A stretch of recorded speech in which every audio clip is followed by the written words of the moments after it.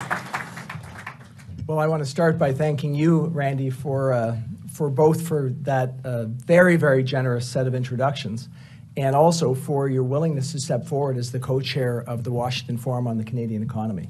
So we very much appreciate your esteemed leadership, and one of the key reasons we're here today is due to that. So really appreciate it. I'll just say personally, one of the things I liked most is you said Canadians were sane. So that's a pretty good starting point, I think, for our discussion here today. So with two esteemed panelists, I won't really be speaking much.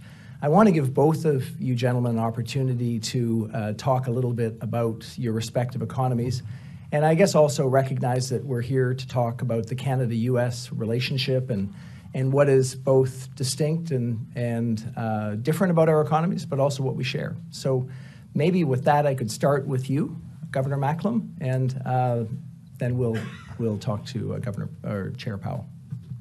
Well, thanks, Bill, and I think you better call me Tiff. It is a pleasure to be here, and thank you and Randy for launching this, for inviting us both. I am very pleased to be here to say a few words about the Canadian experience, and I always enjoy comparing notes with Chairman Powell. Now, as Canadians, we invariably compare ourselves to Americans, and maybe it's human nature, but we tend to focus on the differences. We've got different systems of government.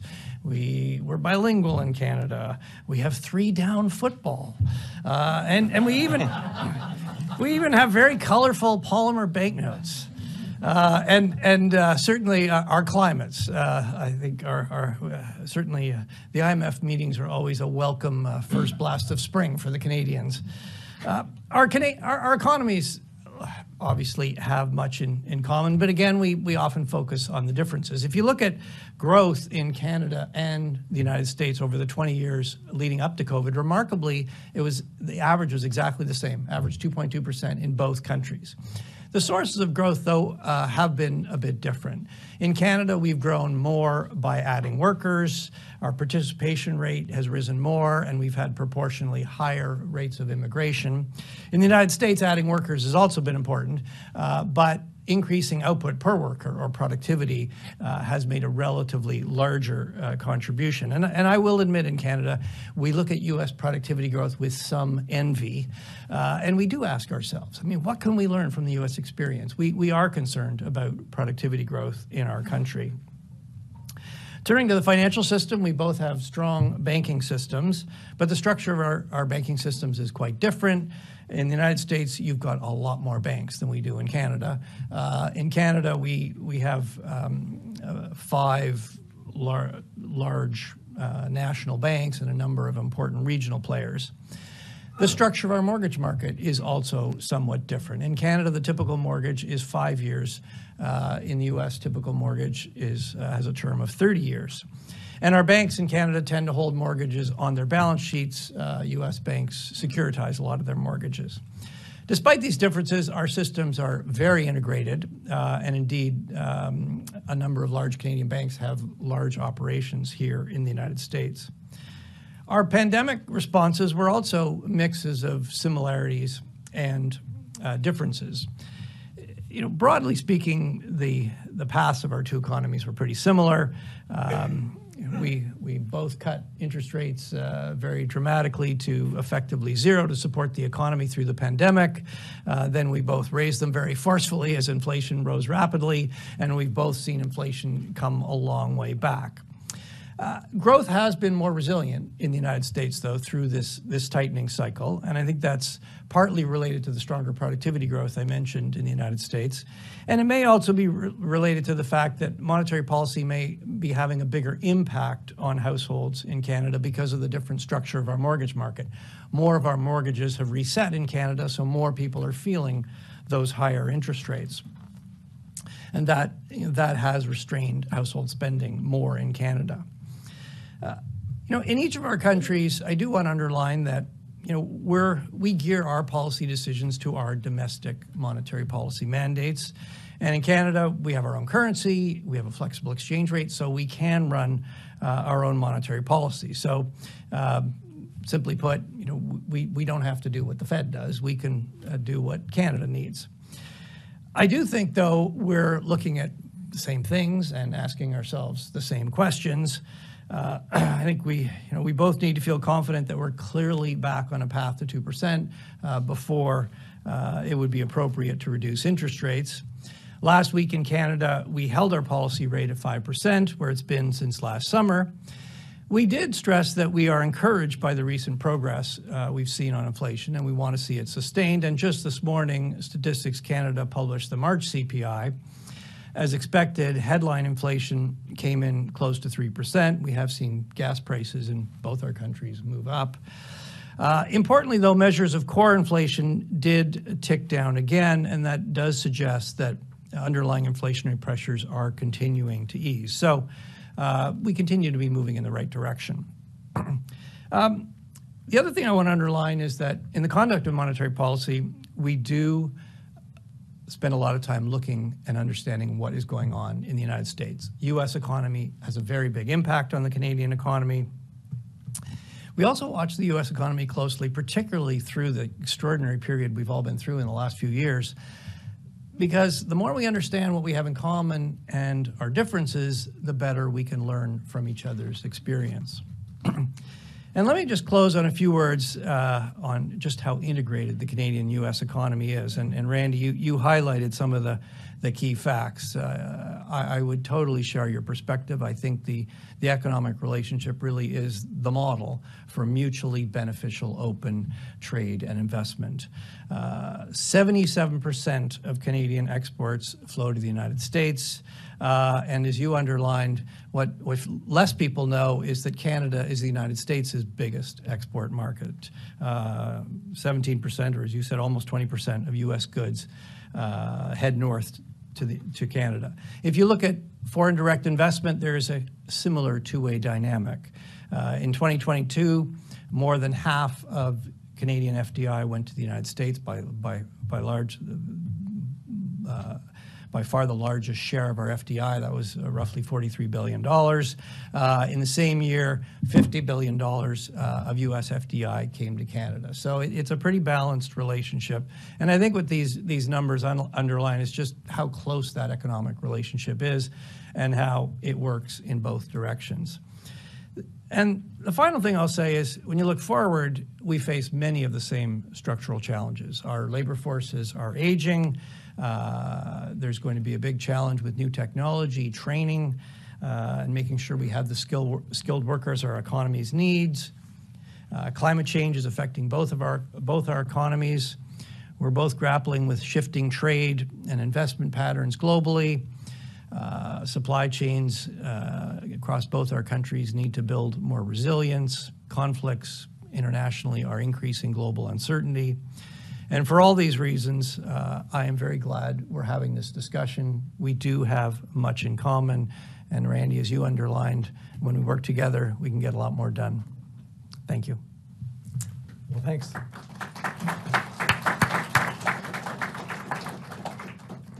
That's a great place to start. Chairman Powell, really interested in hearing your perspective.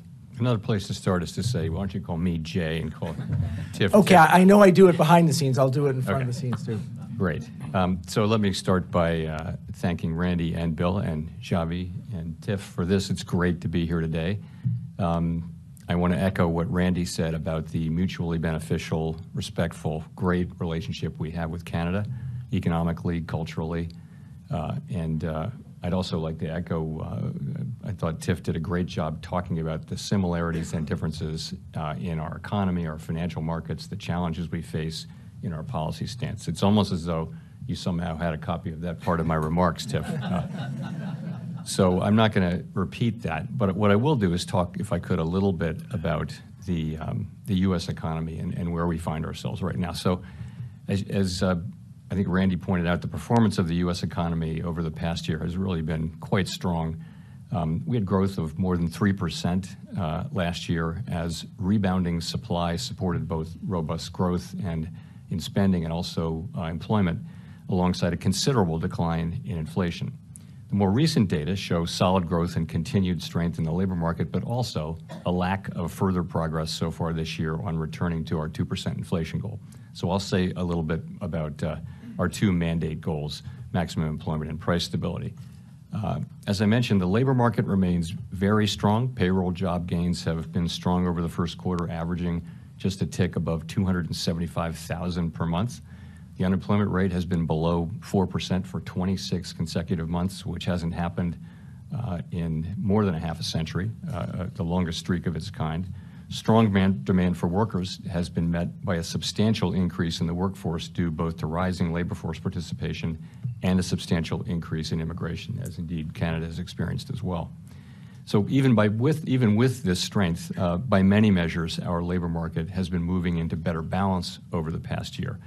The ratio of job openings to unemployed workers was extremely elevated in 2021 and 22, has now moved back down to levels just above the pre-pandemic era.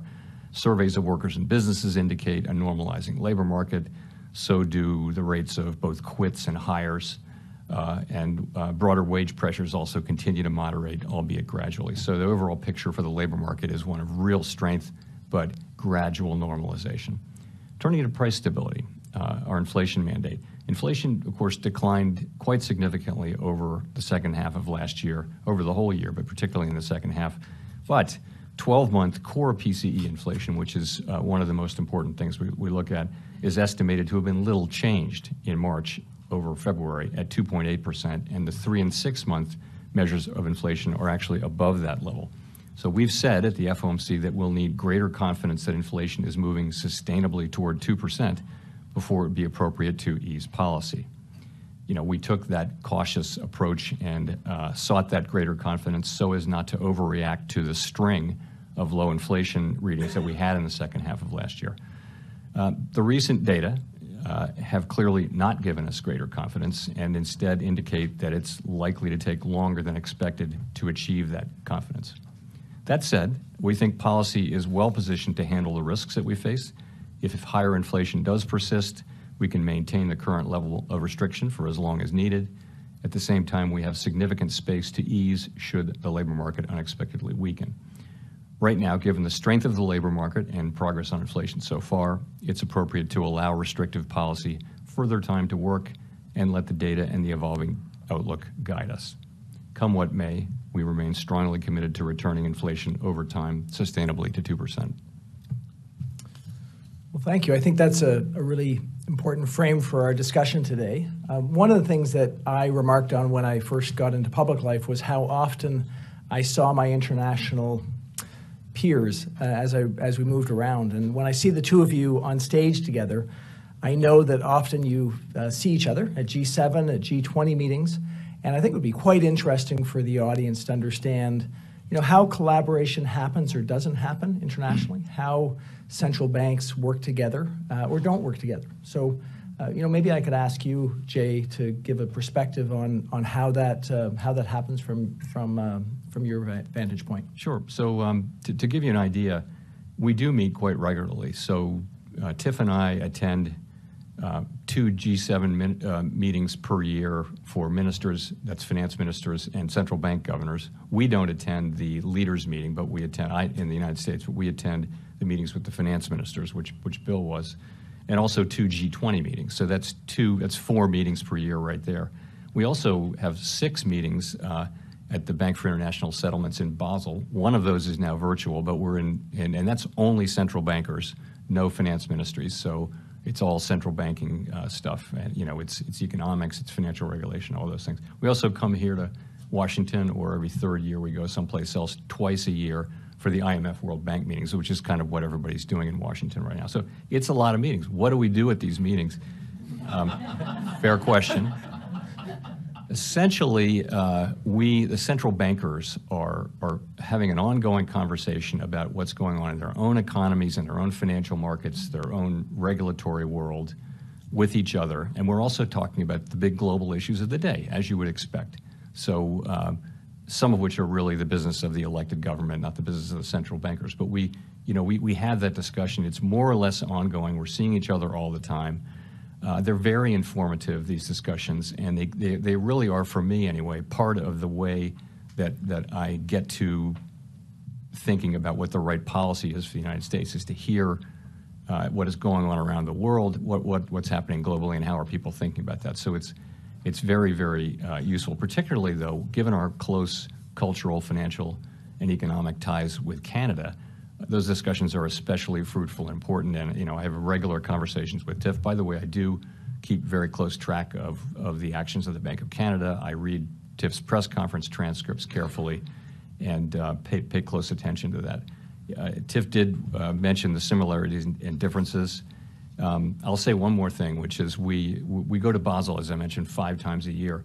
You're a long way from home, and we're there for 4 or 5 nights, and there are usually 1 or 2 nights off. So we go looking for someone to have dinner with, and very frequently we wind up with the Bank of Canada delegation who are really good and very funny and a lot of fun together. So we have a very close relationship with the bank and great respect for that institution, as I'll have a little more to say about lately. One other thing I'll point out, though, about our relationship is we did do, as Randy pointed out, our first review of our monetary policy framework really ever. And we looked around. The Bank of Canada also does regularly. I think it's every 4 years. In any case, we really looked to the Canadian model and other models of how to do that. We talked to people at the Bank of Canada about how their regular framework review went. So we really benefited for that. So that's what I'll stop there. And Tiff, similar perspective from Canada? Yes, I mean, I'll just add a little bit on as Jay outlined, certainly from my perspective, one of the best parts about this job is we do, the international community, the central banking community, it's not like a commercial bank where you're competing against the other bank. We're all in this together. And if we get it right, we all help each other. So there is a considerable openness. And as Jay outlined, I think there's a few different functions. Yes, we obviously, if you're in Canada, we have our own group at the Bank of Canada that analyzes the U.S. economy, forecasts the U.S. economy. It's very important to Canada, but the Fed's group is a lot bigger. They got a lot more experience. Hearing what the Fed has to say is incredibly valuable for us. The other thing we do, though, is it's more than just the data and the forecasting. It's thinking through the scenarios together. What risks are on your mind, Jay? What do you think could go wrong? What are the scenarios? How would we handle it if this happened, if that happened? Being able to put your heads together and think through the risks, the scenarios, the strategy. There are also a number of really, I would say, sort of behind the scenes, very central banky technical issues that nobody really thinks about except central bankers. But what are the mechanics of QE? How do you exit from QT? How many settlement balances are we going to need to? Fortunately, those are things most people don't have to worry about. They are critically important for the implementation of monetary policy. And that sort of plumbing working of the financial system, and being able to talk to people who are thinking about these things as much as you are is hugely valuable. And then the last thing I will say is, there's some things that we're only going to succeed if we do together. The obvious one would be financial supervision and regulation. Our financial systems globally are highly integrated.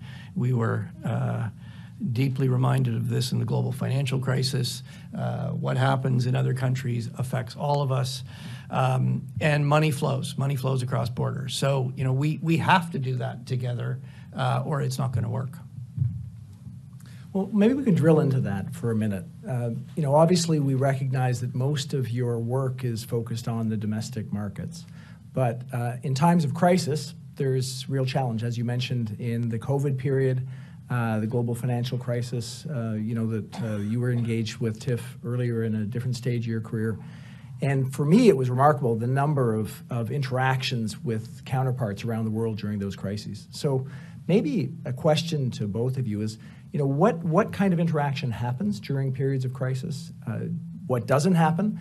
Are there things that we should be thinking about differently in order to prepare ourselves for those challenging moments and making sure that the financial system is resilient? So again, maybe over to you, Jay, to react to that and hear your thoughts.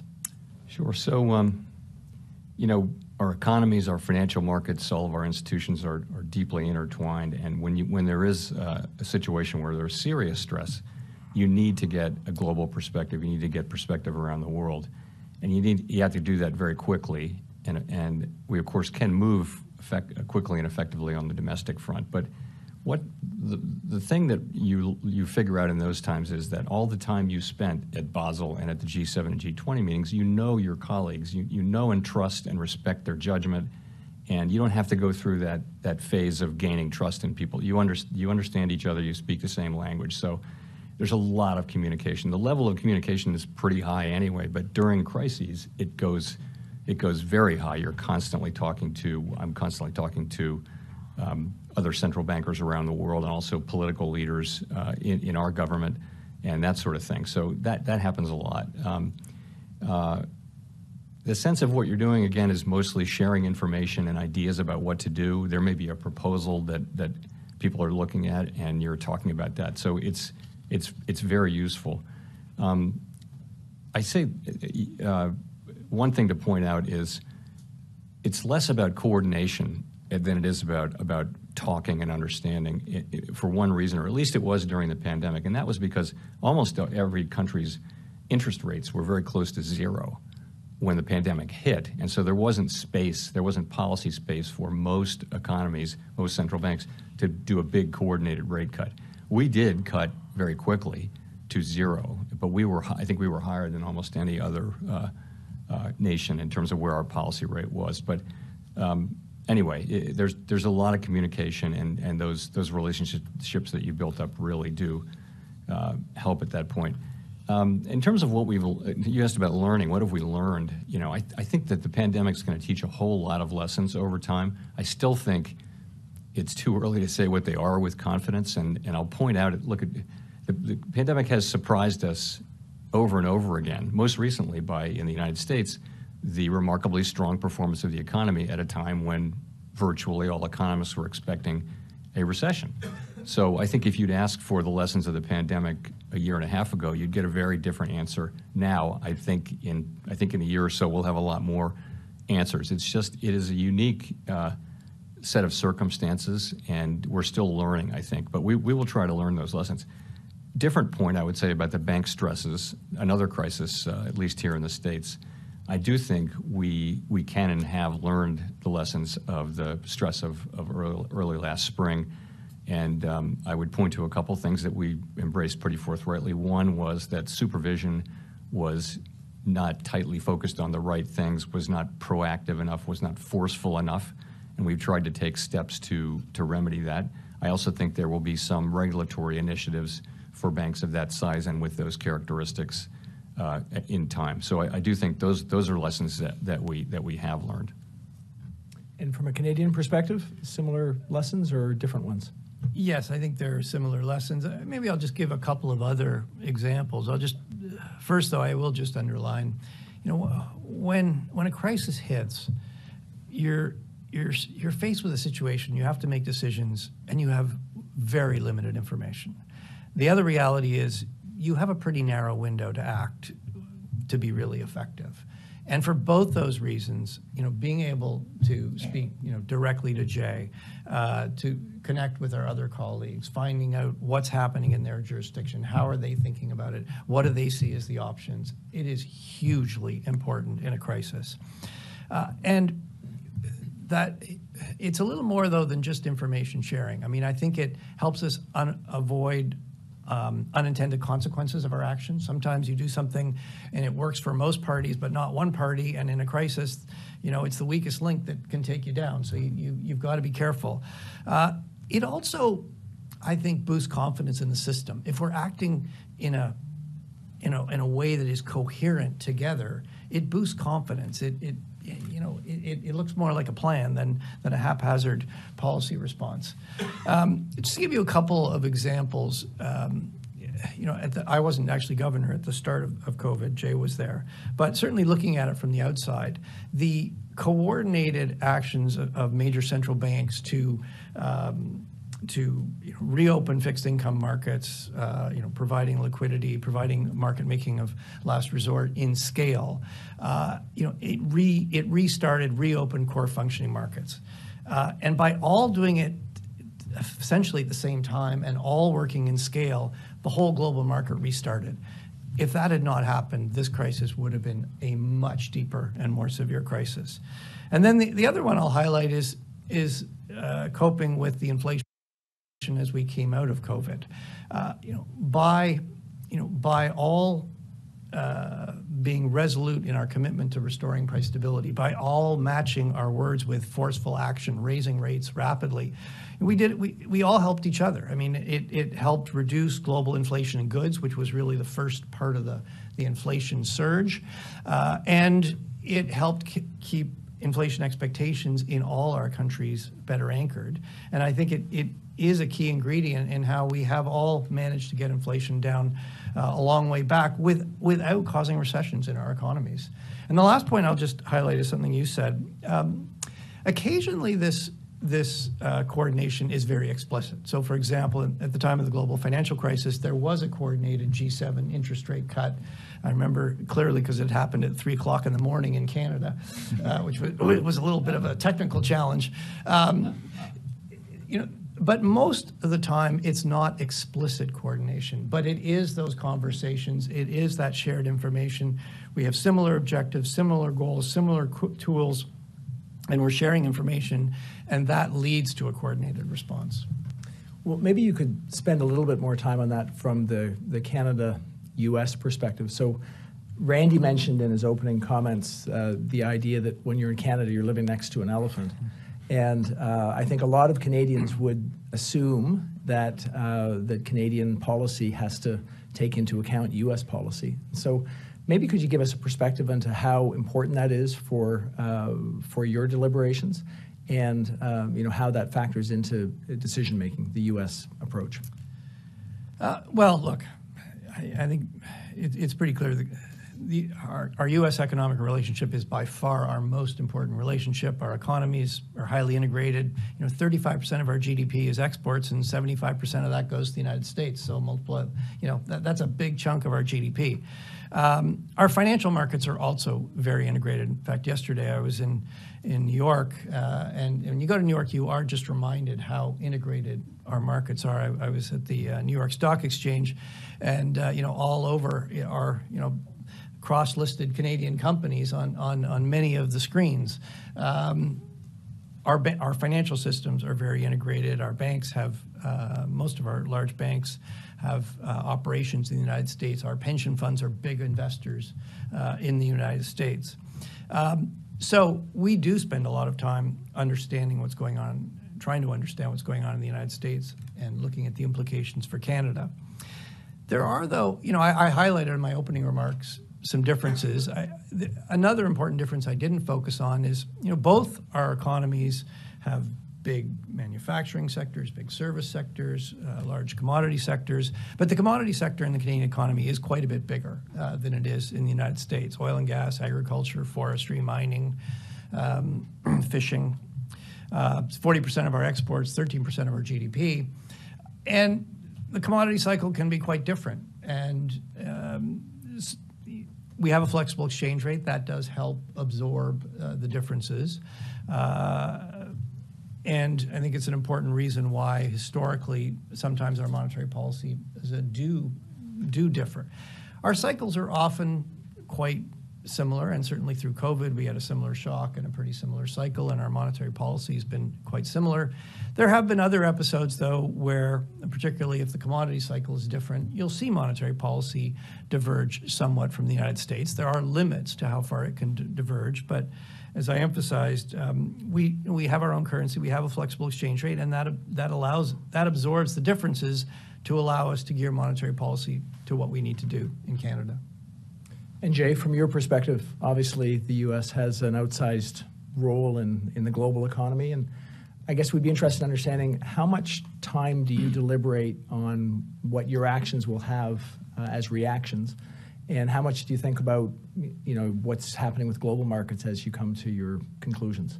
So I'll start by saying that each central bank serves a domestic mandate, which is, in the case of Fed, is using our tools to achieve maximum employment and price stability for the benefit of the people we serve.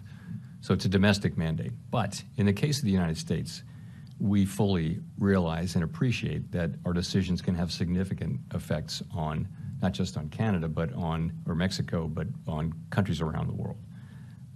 And that's all the more so because the dollar is the principal reserve currency, which strengthens the transmission of our policy through the global economy. So we also know that that those effects on global demand from our policy changes can have an effect on the United States as well. That can rebound to the United States. So we're very, very aware of all of that.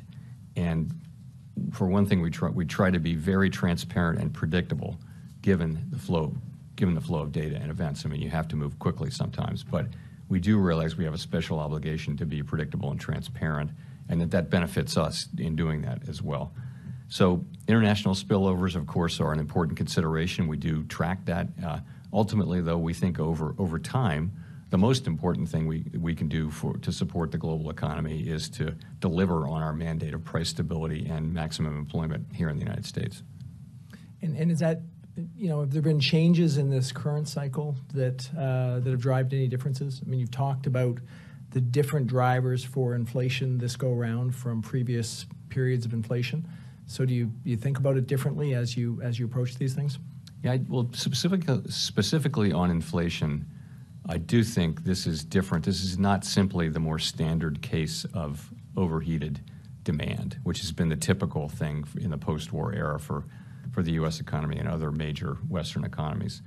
There are similarities and differences, and I would characterize it this way, that the inflation that arose suddenly really in the early part of 2021 as economies reopened resulted both from constrained supply and also elevated and rechanneled demand from services to goods.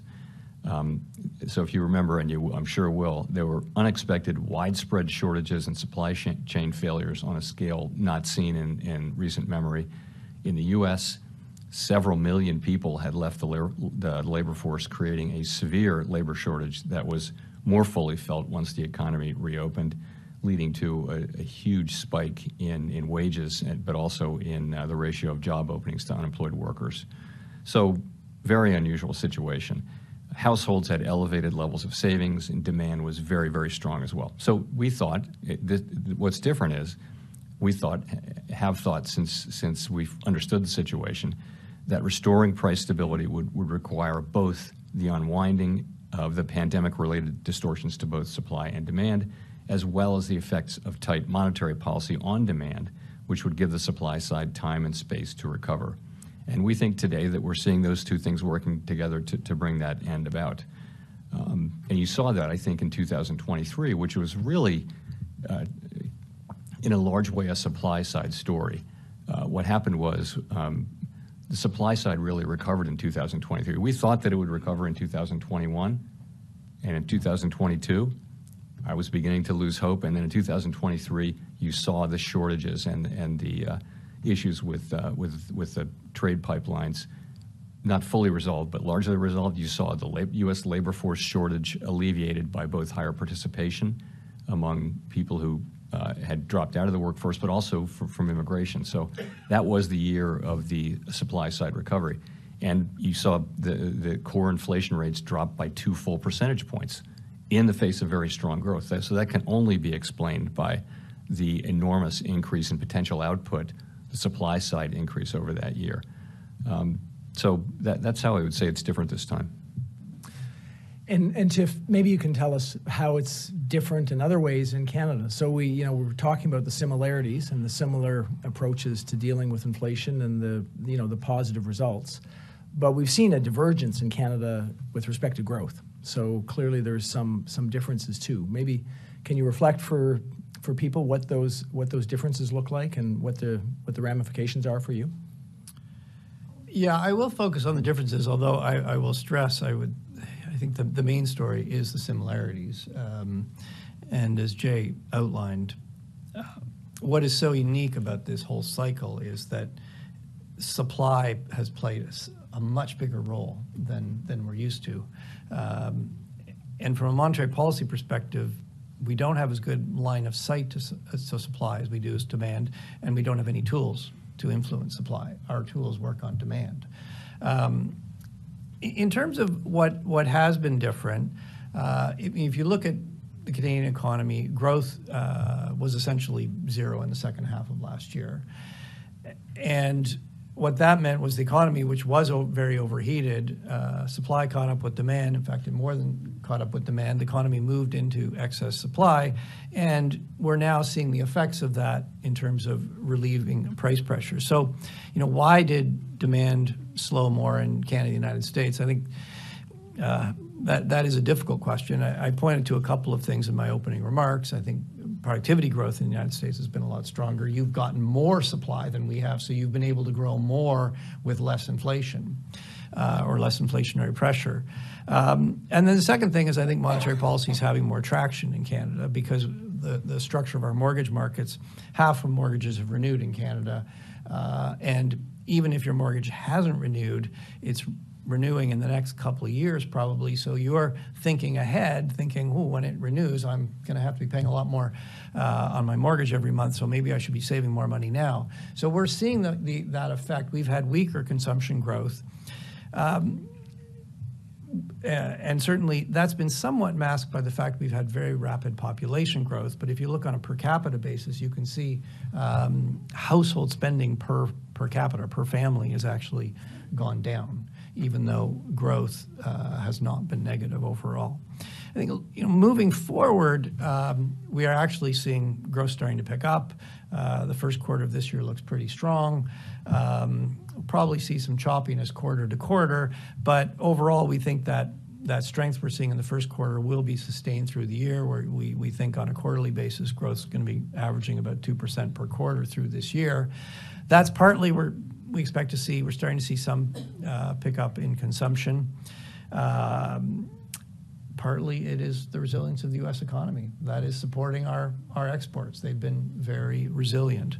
And then coming back to inflation, I think those, broadly speaking, the path of inflation is pretty similar, but you are seeing, I think, some of those differences in the dynamics of the real economy in inflation.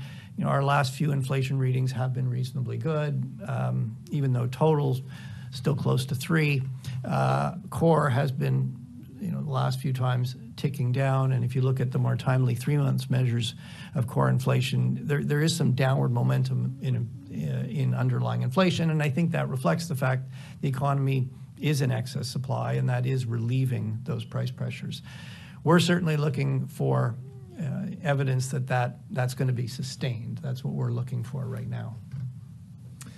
Well, I know that both of you realize that one of the key things we were trying to emphasize today was the importance of the Canada-U.S. relationship, and I also really appreciate all of the comments on the importance of trade to both of our economies, trade between our two countries, and foreign direct investment. And so, while you're not trade policy experts, and I get that your organizations, that's not the focus, I really appreciate you giving us a little sense of, how do you think about trade in economic terms and the importance of that, and how that factors into your economic outlook. And specifically, we're thinking about the importance of the agreement between the United States, Canada, and Mexico, and wondering how you think about that in terms of its impacts on trade in general, on labor markets, on supply.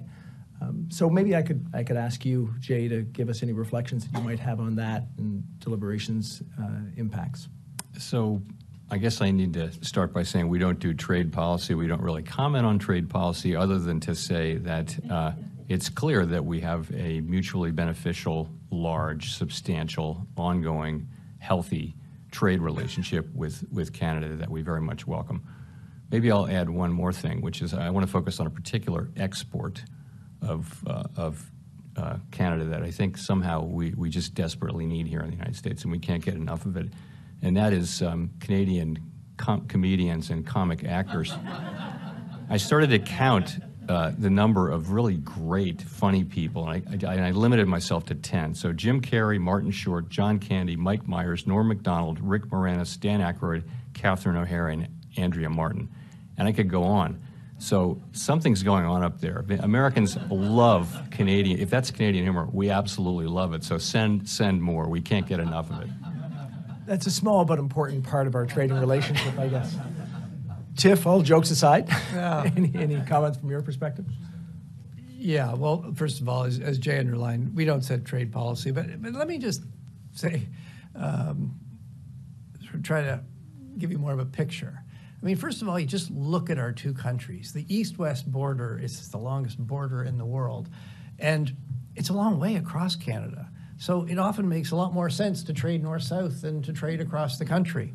And that's really, it comes down to geography in some sense. I mean, that's fundamental to the interties we have across our countries. Many Canadians are closer to fellow Americans than they are to fellow Canadians, just the nature of the geography.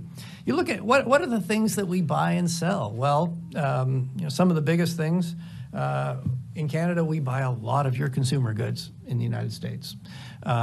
We have a very two-way relationship on motor vehicles. You buy a lot of the motor vehicles we produce. We buy a lot of cars and trucks that you produce. Similarly, energy. We're both energy producers. It often makes more sense to trade the energy north-south than to ship it across the country. So we have a very dynamic two-way energy relationship. And you look forward and you think about how much electricity the world's going to need. I expect that relationship is only going to grow. Another element that is growing quickly, and maybe that's partly comedians, is the fastest growing part of trade is trade and services. Now, if you want a haircut, you still have to do it in your own country, unless you want to go to New York to get a really fancy one. But but increasingly, a lot of services are highly tradable. The internet has completely changed how many things are delivered, and so you're seeing Canadians are increasingly importing a lot of commercial services from the United States. And then the final thing I'll say is on USMCA. Obviously, for both countries, the market access is key.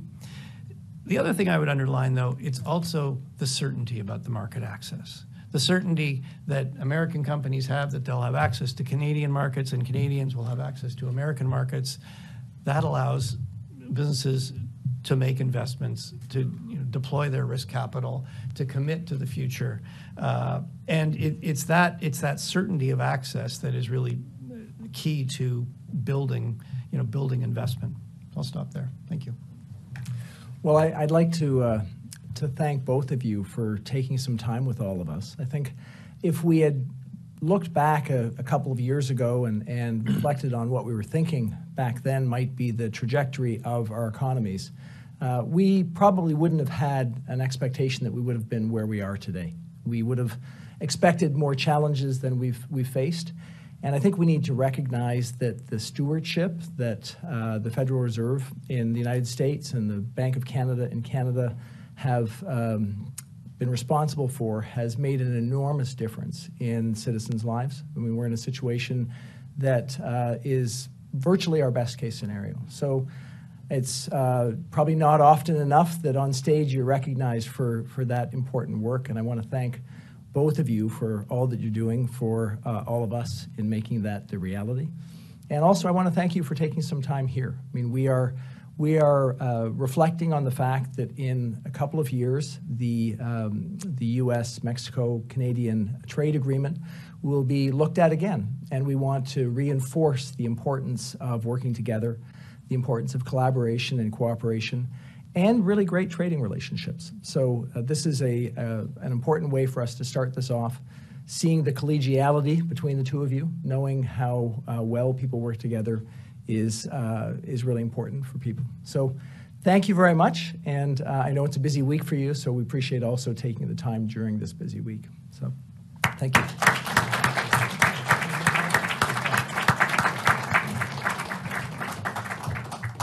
From the Canada Institute, I'm going to ask Xavi Delgado to close off our session today. Thank you, Bill. That concludes today's program, everybody. Thank you all, everybody in the room and online, for joining us today. I also want to give a thanks to our very esteemed panelists and our co-chairs, as well as the Canada Institute Director, Christopher Sands, whose vision we are all lucky enough to execute on here. Folks, we're going to ask that you stay seated while the panelists depart the stage. But just one last time, this has been the launch of the Washington Forum on the Canadian Economy. Thank you all very much for joining us. One last round of applause for our panelists, please.